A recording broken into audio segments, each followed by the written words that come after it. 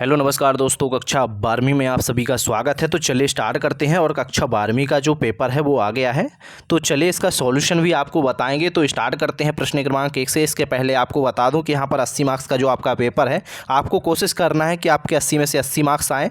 और कक्षा 12वीं ये अर्थशास्त्र का पेपर है, 126 इसका क्रमांक दिया हुआ है। तो कुछ निर्देश दिए गए हैं कि प्रश्न 1 से 5 तक के वस्तुनिष्ठ प्रश्न होंगे जो कि 7 अंक के होंगे, और एक वाक्य के उत्तर 6 अंक के होंगे, सही जोड़ी 6 अंक, 7 अंक के होंगे, और कक्षा 12वीं का है, ध्यान रखना है आपको। तो चलिए प्रश्न क्रमांक 1 से स्टार्ट करेंगे और आपको सॉल्यूशन भी साथ में प्रोवाइड कराते हैं, ठीक है। तो यदि आप वीडियो को ध्यान से देखते हो तो आपके प्रश्न क्रमांक 1 से 5 तक का रिवीजन यहीं के यहीं हो जाएगा। इस बात का आपको ध्यान रखना है। बस 5 मिनट आप अपने समय दे दो तो यहाँ पर आपका रिवीजन करवा देते हैं। तो चलिए स्टार्ट करते हैं प्रश्न क्रमांक 1 से। तो यहाँ पर दिया गया है, व्यष्टि अर्थशास्त्र में निम्न में से किसका अध्ययन किया जाता है? तो व्यक्तिगत इकाई का अध्ययन किया जाता है। और एक बात और बताना चाहता हूँ, इसके पहले मैंने जो पेपर दिए थे वही के वही सेम पेपर आपके पेपर में देखने को मिले हैं। चाहो तो आप फ्री इंडियन कोचिंग पर जाकर देख सकते हो, वो वीडियो अपलोड है, पूरे के पूरे वीडियो अभी भी अपलोड हैं, कुछ डिलीटेड है तो देख लेना है। आपको आप मिला भी सकते हो, यदि आप पहले से सब्सक्राइबर हो तो देखिए आपको जो पेपर दिए एकदम 100% वही आए हैं। और इस वीडियो में यही कामना करते हैं आप अच्छे से लाइक शेयर सब्सक्राइब जरूर करना है, और ये पेपर आपका आने वाला है, ध्यान रखना है। तो चलिए देखिए, सेकंड नंबर में दिया गया है अर्थव्यवस्था की केंद्रीय समस्याएं। तो यहाँ पर उपरोक्त सभी इसका सही आंसर हो जाएगा, उपरोक्त सभी, ठीक है। इसके बाद अगला क्वेश्चन आता है थर्ड नंबर का, यहाँ पर दिया गया है जो इसमें शून्य था। तो इसमें देखिए देख लेना है, आपको थोड़ा सा वो क्रॉप हो गया है, शून्य होती है इसमें, आंसर इसका है। इसके बाद में देखिए यहाँ पर दिया गया है अगला, औसत लागत वक्र का आकार होता है तो यू अक्षर जैसा होता है, कोई फर्म संतुलन क्यों होता है? तो MR=MC इसका सही आंसर हो जाएगा। इसके बाद में देखिए यहाँ पर छठवां दिया हुआ है जिसमें दिया गया है किसी वस्तु का मूल्य निर्धारित होता है तो मांग एवं पूर्ति द्वारा होता है। और इसके बाद में सातवां दिया गया पूर्णतः बलौदार, ठीक है।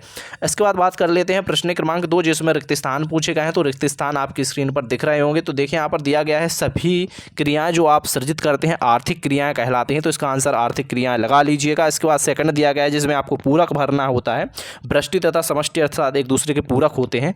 आय बढ़ाने पर उपभोक्ता निम्न स्तरीय वस्तु की मांग घटा देता है। अगला क्वेश्चन है कुल परिवर्तनशील लागत इक्वल टू कुल लागत क्या होता है? तो देखिए इसमें आपको स्थिर लागत भर देना है, ठीक है। तो इस आंसर में आपको स्थिर लागत भर देना है इसमें, ठीक है। इसके बाद पांचवें की बात करते हैं, पूर्ण प्रतियोगिता एक काल्पनिक स्थिति होती है, दीर्घकालीन कीमत को सामान्य कीमत कहा जाता है, ठीक है। तो इस प्रकार आपके रिक्त स्थान होते हैं। तो देखिए यहाँ पर स्क्रीनशॉट आपने नहीं लिया है तो जल्दी से आप स्क्रीनशॉट ले लीजिए, क्योंकि आपको पढ़ना जरूरी है, क्योंकि आपका पेपर होने वाला है। तो स्क्रीनशॉट लेकर रखिए और सभी का एक बार रिविजन करते जाइए तो अच्छा रहेगा। अगला क्वेश्चन आता है, देखिए प्रश्न क्रमांक 2 था आपका, अब आता है प्रश्न क्रमांक 3। प्रश्न क्रमांक 3 में आपको एक शब्द एक वाक्य में आंसर लिखना था। तो यहाँ पर सभी के आंसर आपको दिख रहे होंगे, और नहीं भी आप देख पा रहे हो थोड़ा सा वीडियो क्वालिटी बढ़ा लीजिए, मैं पढ़ के बता देता हूँ। यहाँ पर दिया गया है व्यष्टि अर्थशास्त्र का दूसरा नाम लिखिए। तो सूक्ष्म होता है, सूक्ष्म अर्थशास्त्र, ठीक है। भारत में कौन कौन सी आर्थिक प्रणाली अपनाई है? तो मिश्रित अपनाई जाती है। मांग की कीमत लोग कितने की होती है? तो यहाँ पर देखिए 5 की होती है, ठीक है। उत्पादन के 4 साधनों के नाम लिखना है, जिसमें उत्पादन के 4 साधन आप अच्छे से लिख दोगे तो इसका सही आंसर यहाँ पर आपको देख पा रहे होंगे दिया हुआ है। भूमि दिया गया है, और इसके बाद में यहाँ पर पूंजी दिया गया है, संगठन दिया गया है, ठीक है। इसके बाद में दिया गया है लाभ अधिकतम करने की शर्त है, तो उत्पादन कम से कम और मूल्य अधिकतम। अति अल्पकालीन मूल्य को क्या कहते हैं? तो बाजार मूल्य कहते हैं। और एक बार आपको अच्छे से पढ़ लेना है सभी आंसर परीक्षा अध्ययन में से, ठीक है। सभी के सभी विकल्पीय क्वेश्चन अच्छे से कंप्लीट करके जाना है। प्रश्न क्रमांक 4 है जिसमें दी गई है सही जोड़ी, और यहाँ पर क्रमांक दिए गए यानी कि सही जोड़ी सभी मिली हुई है। तो आप देख पा रहे होंगे फर्स्ट AC होगी यहाँ पर फर्स्ट का, ठीक है। इसके बाद में जो दूसरे नंबर का दिया हुआ है तो दूसरे नंबर का A दिया गया है।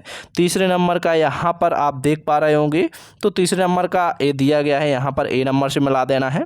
और इसके बाद में आता है चौथे नंबर का दीर्घकालिक, तो इसे अल्पकालिक से संबंधी से मिला देना है। और पांचवा यहाँ पर ए हो जाएगा B नंबर का, और छठवां ये मांग पूर्ति हो जाएगा। तो इस प्रकार आपकी सही जोड़ी कंप्लीट होती हैं, ठीक है। अब आगे बढ़ते हैं प्रश्न क्रमांक 5 की तरफ। तो चलिए बात कर लेते हैं प्रश्न क्रमांक 5 की। तो प्रश्न क्रमांक 5 है ना, जो इसमें सत्य सत्य पूछे गए हैं, तो सत्य सत्य को ध्यान से देख लीजिए। इसमें दिया गया समष्टि अर्थशास्त्र में व्यक्तिगत इकाइयों का अध्ययन किया जाता है, तो असत्य होगा। दूसरे नंबर का यहाँ पर सत्य होगा। सीमित उपयोगिता ऋणात्मक भी हो सकती है, तो ये सत्य हो जाएगा। इसके बाद में है प्रीमियम स्तर लागत, तो ये सत्य हो जाएगा। इसके बाद अगला दिया गया औसत लागत वक्र का आकार अक्षर जैसा होता है तो ये सत्य होता है, क्योंकि ये अभी खालिस्तान में भी आया था, यानी सॉरी विकल्पीय क्वेश्चन में आया था, देखा होगा आपने। इसके बाद ये दिया गया पूर्ति का संकुचन बताता है, तो इसका आंसर आप सत्य लगा सकते हो। इसके बाद लास्ट है जो असत्य हो जाएगा। अब बात कर लेते हैं प्रश्न क्रमांक से। तो पार्ट 2 में आपको प्रश्न क्रमांक 6 से 23 तक जो कि क्वेश्चन दिए गए हैं वो सभी क्वेश्चन मैं आपको बताने वाला हूं। तो पार्ट 2 में आपको सभी क्वेश्चन देखने को मिल जाएंगे। इसमें आपको यही पूरा सॉल्यूशन बताना था प्रश्न क्रमांक 1 से 5 तक का। तो इस पीडीएफ को डाउनलोड कर सकते हो, डिस्क्रिप्शन में लिंक दी गई है। चैनल को सब्सक्राइब करके बेल आइकन प्रेस करके रखिए, क्योंकि सेकंड पार्ट इसका जल्द से जल्द आने वाला है। डिस्क्रिप्शन में इसकी भी लिंक डाल दूंगा। Thank you. वीडियो को ज़्यादा से ज़्यादा अपने दोस्तों में शेयर करें।